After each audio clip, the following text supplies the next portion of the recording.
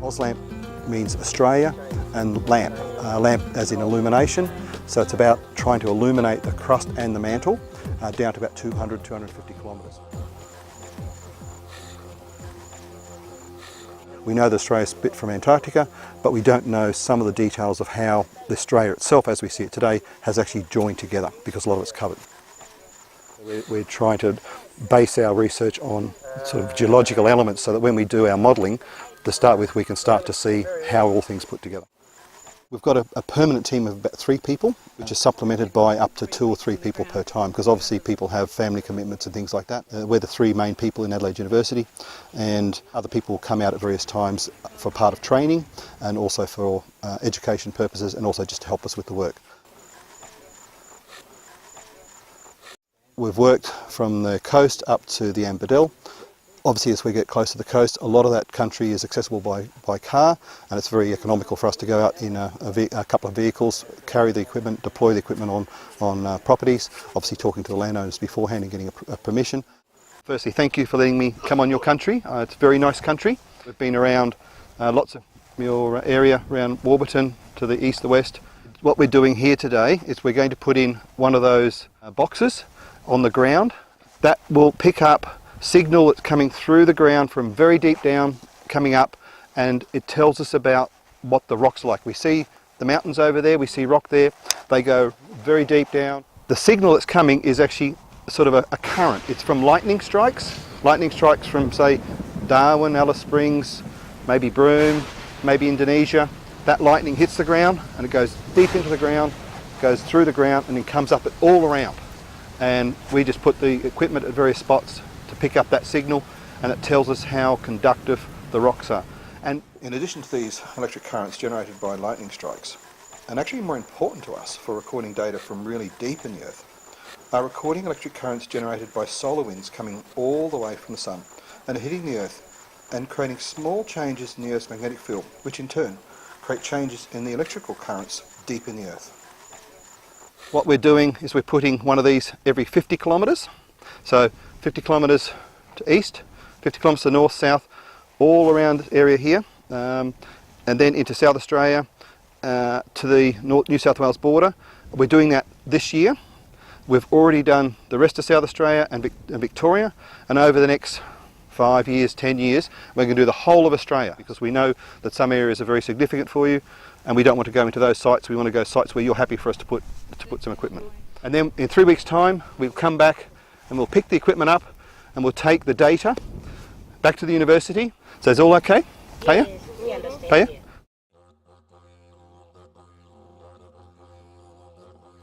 This is one of the boxes we put on the ground. The box sits on the ground. Colleague Jeff, he's going to help me, and colleague Anne.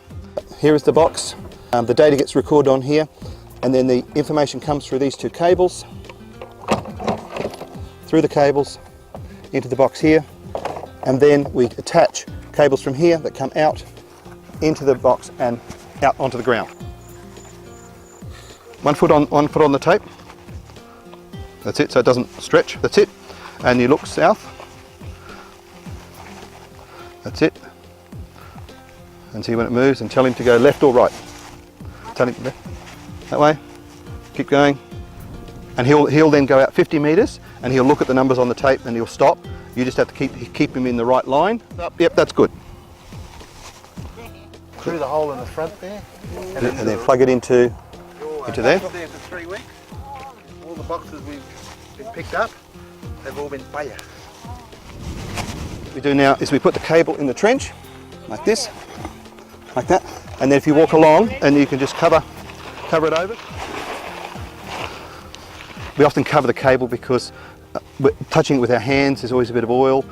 We use a bit of water to put it in, so they can, if it's very dry, they smell the water. So dingoes, camels. In other parts of South Australia or WA we've been, you might get sort of cattle or sheep, rabbits sometimes. It depends what's around. Even little mice or rats can come through and nibble it. We'll finish digging this trench in a minute, but what we do is we put what we call an electrode at the end of this wire, and we put one at the other end, and that then just allows us to measure the change in the current. We've got the trench, and we're going to now then dig a little hole to put the electrode in. You just have to watch it doesn't go in our eyes. That's in the ground. It's almost it's almost that deep. But if it gets very hard, what we'll do is we'll just put a bit of soil back in, and we take the cap off. We get some water. You want water now? Yes, please. So this is now attached. So we put this in the ground. We just wiggle it in a little bit, and then we cover it over. And we'll get a bit more soil and we'll cover that over so the animals won't eat it. We'll go and do 2 more. This is a nice time of the day to do it because the sun's just going down, so it's not very hot. Because we've got the 2 angles, we can pick up which way the electrical field's coming. This is a magnetometer. It's in a plastic case. Just dig it into the ground, again to protect it so it doesn't get very hot. If you carry that out to Jeff, and again if it gets too hard, we can actually mound it up a little bit as well. So often when we come out first time, if we can find a nice sandy area, that's good. Yeah, that red line points to north. We're just going to rotate this so it's pointing exactly north, and we're going to put a bubble on it until it's just nice and perfect. Got soil, and we bury it. That keeps it a bit cool in the hot days, and also stops it moving around. We want to keep it very still. We can attach those wires to it, and we can start looking at some of the results coming through. We now need to get this powered because it's going to be writing data for 3 weeks. So we have a battery, car battery, which goes inside.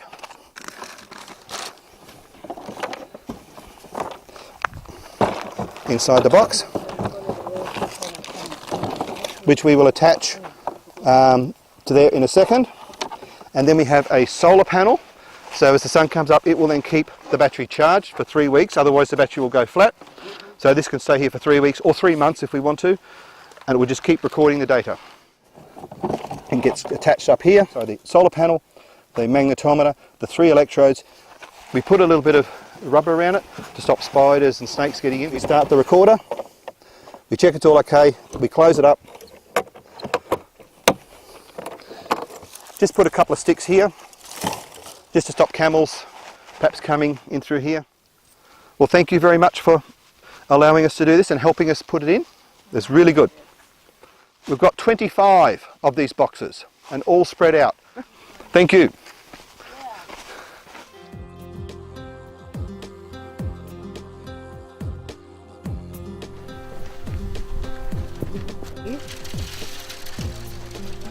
You have an acquisition light here, and then you have a GPS light, and if they blink every second, then you know that the instrument is still working.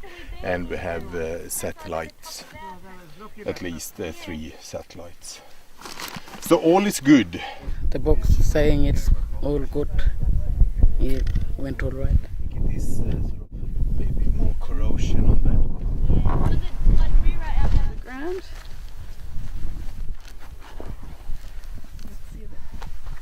So they turned off the instruments, so disconnecting all the cables and going to remove the data, which is stored on the same type of hard drive that you use in the computer. You put the end when I put it in the... Yeah, digging up the magnetometer, that is a sensor that measures Earth's magnetic field.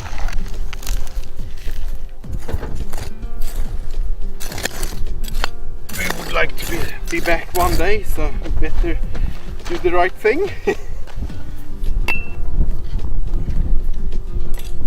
We can't be sure until we process the data really, but it looks good. I guess this is what the site looks like when we've finished. It's pretty much how we found it. Yeah, we're just having a lunch.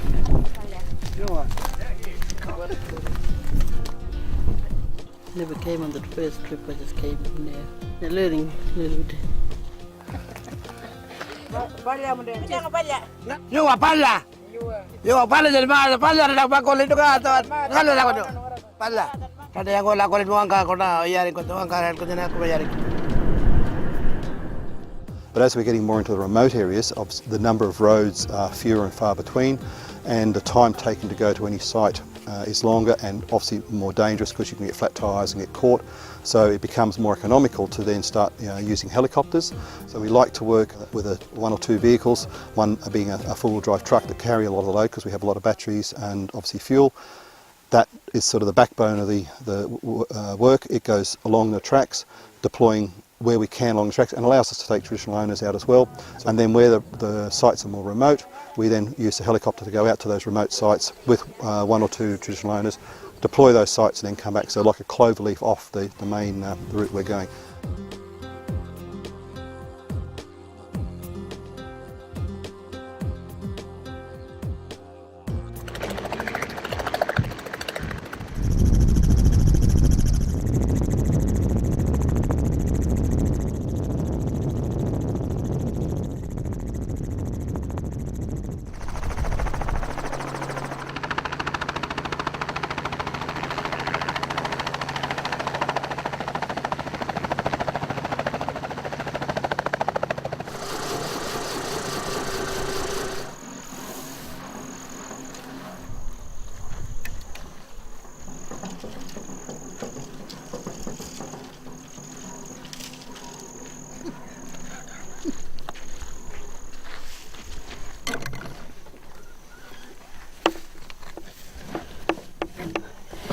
That's what we're looking for, 2 flashing lights.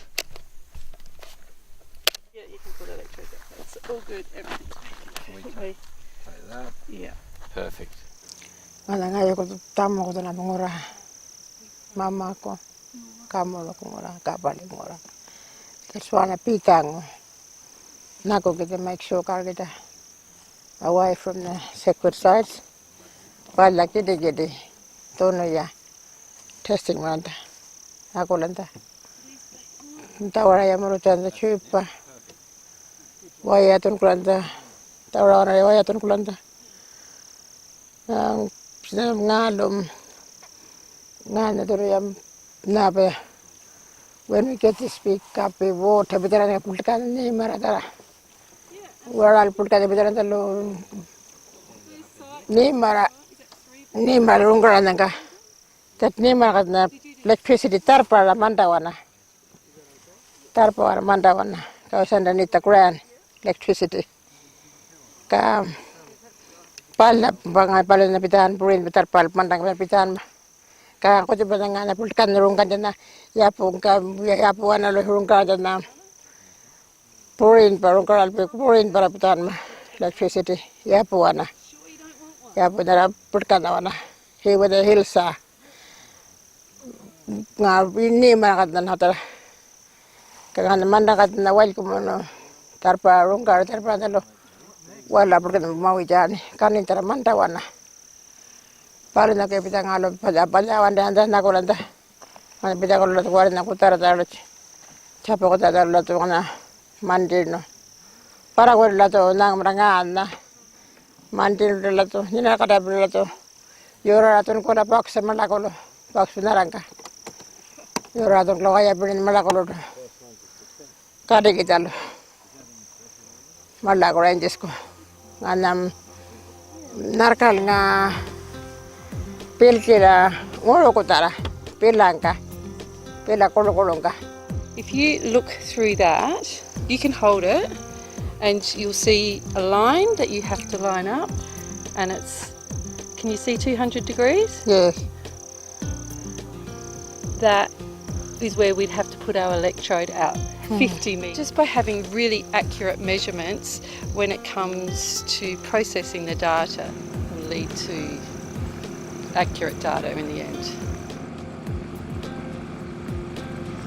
A part of South Australian AusLAMP, we had good discussions with the Department of Geology at Adelaide University about the process of getting permission to work on people's land. That varies because there are obviously a number of permissions required.